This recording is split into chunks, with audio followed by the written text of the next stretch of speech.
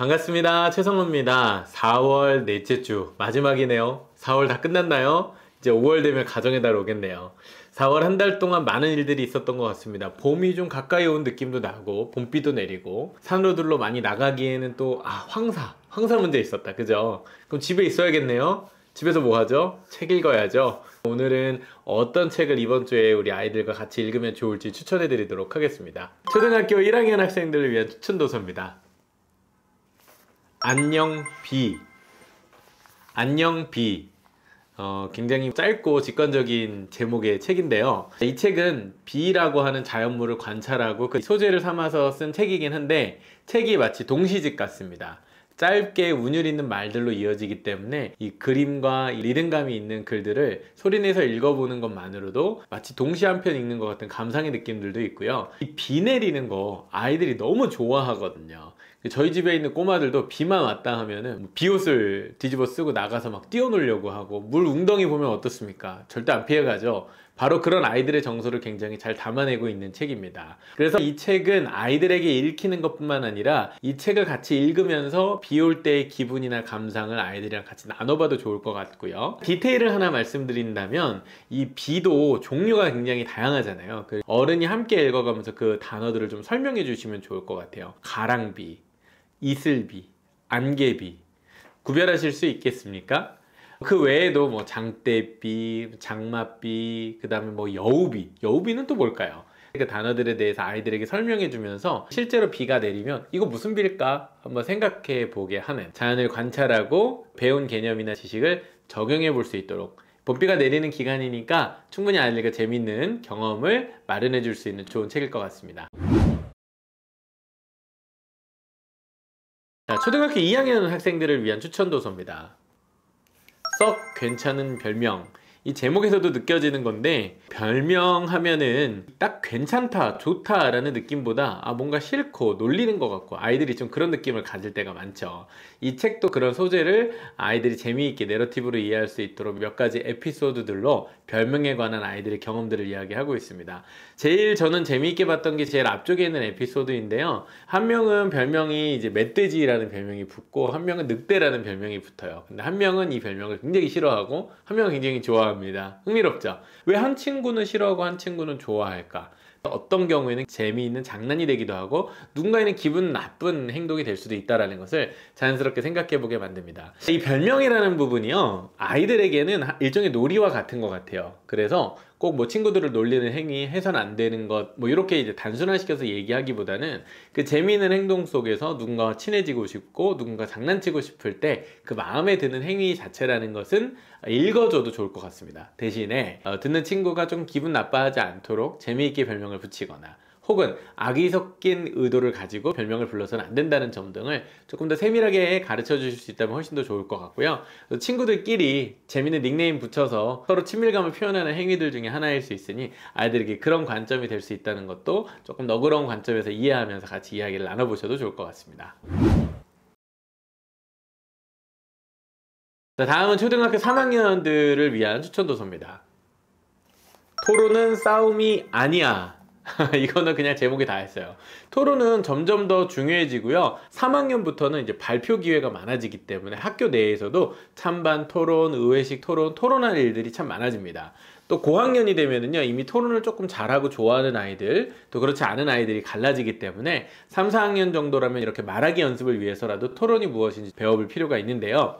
토론에 대해서 아이들이 조금 오해하고 있는 부분들인데 그게 바로 이 제목에 그대로 반영이 되어 있습니다. 토론은 마치 싸움과 같다는 거죠. 싸움은 서로 이기고 지고 서로 뭔가 밀고 당기고 누군가는 상처를 입을 수밖에 없는, 그런데 토론도 그렇게 보일 때가 많아요. 하지만 이 책에서는 토론이 우리의 싸움과는 다르게 누군가를 피해 주거나 상처 입히거나 아니면 내가 누군가를 누르고 이기는 그것을 목적으로 하는 행위가 아니라 서로의 의견을 듣기 위해서, 서로 잘 이해하기 위해서 이 토론이 필요하다는 걸 강조하고 있습니다. 그런 점에서 항상 토론을 하고 나면 기분이 어떤지를 잘 살펴봐야 돼요. 토론하고 났는데 뭔가 화가 난다든지 기분이 안 좋다, 그거 뭐예요? 토론을 싸움처럼 하고 있는 것이죠.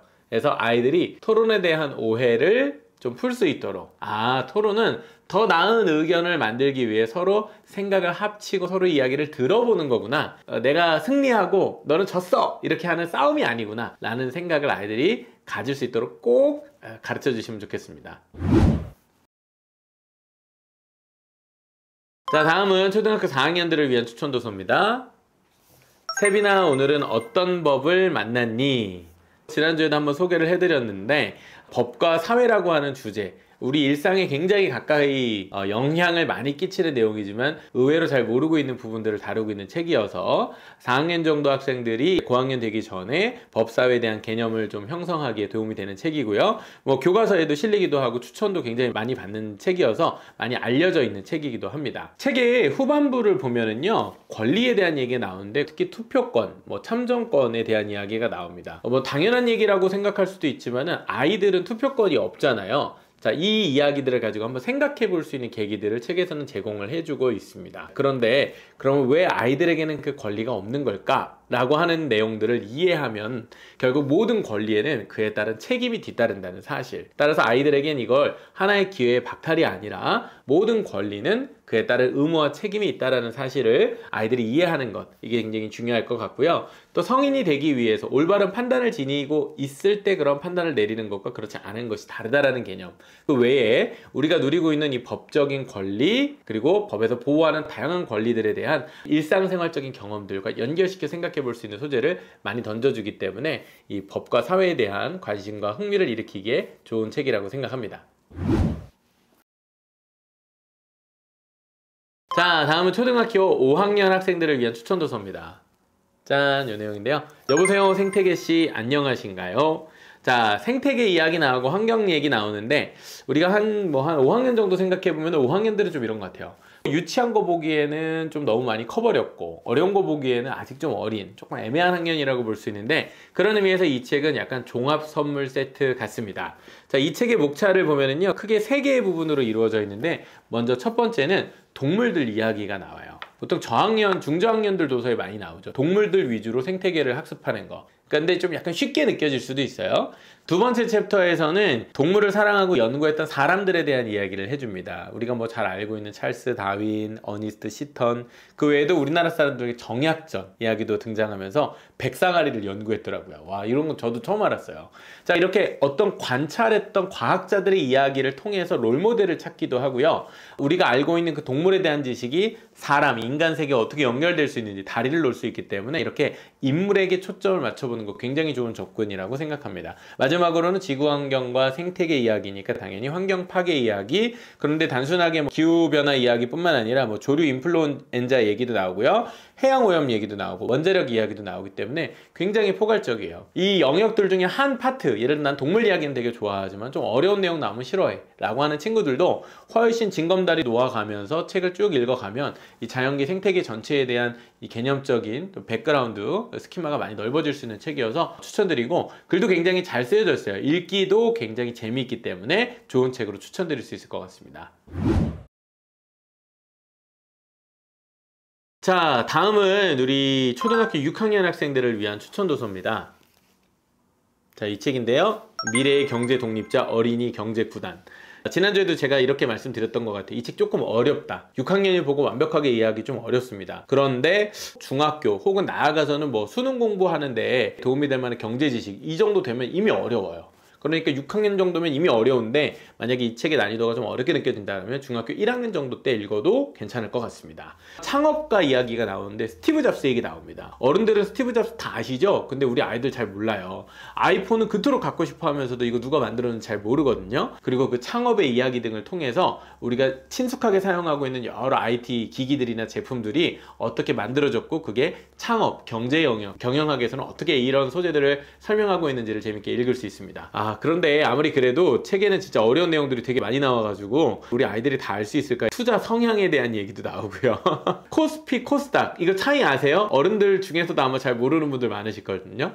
그런 것들도 좀 나와 있고요. 자, 이 책을 보면은 챕터 하나가 부동산에 대한 얘기를 합니다. 어른들은 이런 거를 애들이 뭐 과연 알 수 있을까 싶으실 텐데 우리 애들요 부동산 엄청 잘 알고 있습니다. 그래서 실제로 우리가 어떻게 집을 샀고 우리 부모님은 어떻게 돈을 갚고 있고 이런 내용까지도 애들이 다 알고 있어요. 이 책에서는 작은 제목들만 소개시켜 드려도 굉장히 흥미로울 만한 내용이 많은데, 부동산은 무엇일까? 집을 구하는 방법엔 무엇이 있을까? 등기부는 무엇일까? 이처럼 굉장히 실용적인 지식들로 접근하고 있어서 우리 아이들에게는 더 호기심을 자극하는 내용이 아닐까. 초등학생들 혹은 중학생 정도가 경제 개념을 굉장히 현실적으로 익힐 수 있는, 하지만 다소 용어는 생경하거나 어렵게 느껴질 수도 있다. 이렇게 참고하시고 읽으시면 좋을 것 같습니다.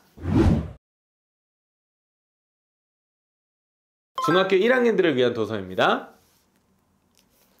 자, 의외로 사람들이 잘 모르는 정치. 자, 요거는 이제 약간 제본된 형태인데 저희가 학원에서 편하게 읽느라고 제본을 했고요. 이 책의 경우에는요, 약간 사전 같다? 이렇게 이제 좀 이해해 볼 수도 있을 것 같아요. 무슨 얘기냐면은 교과서랑 거의 비슷한 목차로 따라가면서 교과서 안에 나오는 그 개념들을 교과서에서는 조금 짧게만 설명하고 있다면 여기서는 예시를 풍부하게 들어서 여러 가지 내용들을 좀 자세하게 이해시키고 있습니다. 그 중에 하나가 예를 들면은 이제 참정권 행사, 투표 방식 같은 것들인데요. 이런 의사결정 방식에 대해서 어떤 식으로 소개하고 있냐? 뭐 예를 들면은 단순 다수제 방식이 무엇인지 설명해 주는 부분들, 그리고 비례대표제, 이거 좀 두 방식이 다르잖아요. 그 다음에 이제 지역에 있는 지역 선거구들 혹은 대통령 선거들, 선거마다 방식들이 다르고 투표 방식도 다르기 때문에 이에 대해서 잘 이해하고 있으면 더 보이는 게 많아집니다.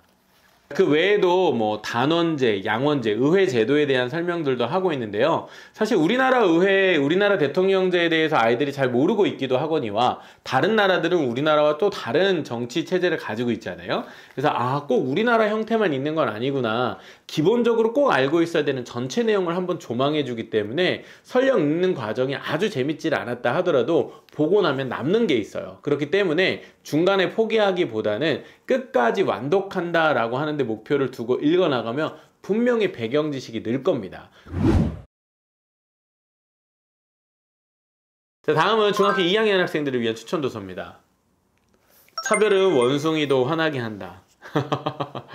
자, 차별받으면 화나죠. 차별이 뭘까요? 차별은 차이와 다른 것이죠. 이 책에는 그런 내용들도 처음에 소개가 되어 있습니다. 책 제목이 왜 원숭이도 화나게 하냐 이렇게 이제 되어 있냐면, 실제로 차별과 관련된 원숭이 동물 실험 이야기가 앞쪽에 나옵니다. 원숭이 두 마리가 있어요. 똑같이 노력을 하게 합니다. 엄청나게 힘들게 노력을 한 뒤에는 보상을 주는데, 한 마리한테는 포도를 주고 한 마리한테는 오이를 줬대요. 포도를 받은 애는 엄청 기뻐하고 다음에 더 열심히 하고 그랬는데, 오이를 준 녀석은 막 화를 낸 다음에 오이를 던져버렸대요. 그래서 원숭이도 차별에 대한 개념을 알고 있다라는 내용을 소개하고 있습니다. 그래서 우리 사회 주변에 이 차별이 가질 수 있는 여러 가지 사회 문제가 무엇인지, 또 이로 인해서 피해를 받거나 역사적으로 차별이 어떻게 행해져 왔는지들을 아이들이 이렇게 재미있게 생각할 수 있도록 다양한 관점에서 소개를 하고 있습니다. 보통 우리가 차별하면 뭐 성별에 대한 차별, 또 재산에 따른 차별, 뭐 인종에 따른 차별, 뭐 이런 것들을 많이 이야기하는데, 이 책에서 재미있게도 정보차별이라고 하는 개념을 소개합니다. 정보를 많이 가진 사람과 그렇지 못한 사람 사이에서도 차별이 존재할 수 있다는 것이죠. 저는 이게 굉장히 중요한 의미를 갖는다고 생각을 하는데요. 앞으로의 시대, 어떻게 보면 이제 막 인공지능 나오고 빅데이터 시대 나오잖아요. 정보를 활용할 수 있는 사람과 그러한 능력이 없는 사람들, 둘 사이는 큰 차이를 갖게 될 거예요. 제가 얼마 전에 뉴스를 봤는데, 뭐 경제의 3요소에 하면 뭐 토지, 노동, 자본 이렇게 얘기하잖아요. 중국에서는 거기에 데이터, 정보를 포함시키고 있다고도 합니다. 그럴 만큼 정보는 굉장히 중요한 개념인데, 이제는 정보 때문에도 차별받는 일이 일어날 수 있구나, 이렇게 새로운 관점에서 이 차별이라는 주제를 우리 현실과 연결시켜 생각해 볼 수 있는 좋은 책인 것 같습니다. 자, 마지막 책입니다. 중학교 3학년들을 위한 도서인데요.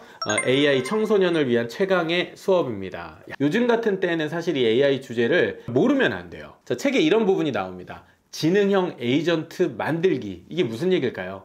이게 바로 챗 GPT예요. 챗 GPT처럼 우리랑 대화를 해주는 인격같이 느껴지는 인공지능이 있다. 그게 바로 지능형 에이전트입니다. 따라서 우리 주변에 이제 인공지능에 관한 이야기가 정말 많아질 텐데, 그런 이야기를 들을 때 야, 그거 챗 GPT 아니야? 이렇게 얘기하기보다 그거 지능형 에이전트야. 벌써 수준이 다르잖아요.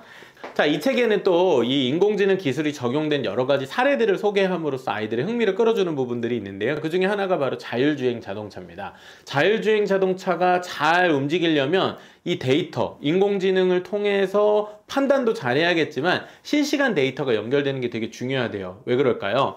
자율주행을 하고 있는데 앞에 갑자기 사람이 나타났어요. 그러면은 갑자기 브레이크를 밟거나 옆으로 피해야 되잖아요. 이런 판단을 빠르게 내리기 위해서 어떤 데이터 기술이 필요한지도 설명하면서, 그러니까 즉 공학에 대한 관심을 주면서 동시에 윤리적인 질문, 예를 들면 그렇게 했는데도 불구하고 사람과 부딪히는 사고가 났을 경우에 그 책임은 누가 져야 되는가, 뭐 이런 윤리적인 딜레마들에 대한 질문들을 던지고 있어서 문과 성향의 친구들이나 이과 성향의 친구들이 모두 같이 재미있게 읽을 수 있는, 토론해 볼 수 있는 속성을 가지고 있는 책입니다. 그래서 기술 정보 위주로만 나가고 있는 책은 아니기 때문에 성향에 상관없이 교양을 위해서 꼭 한 번씩 읽어보시기를 추천드리고요. 이런 거 읽어놓으면 나중에 고등학교 가서도 과제하거나 뭐 할 때 써먹을 일이 많을 거예요.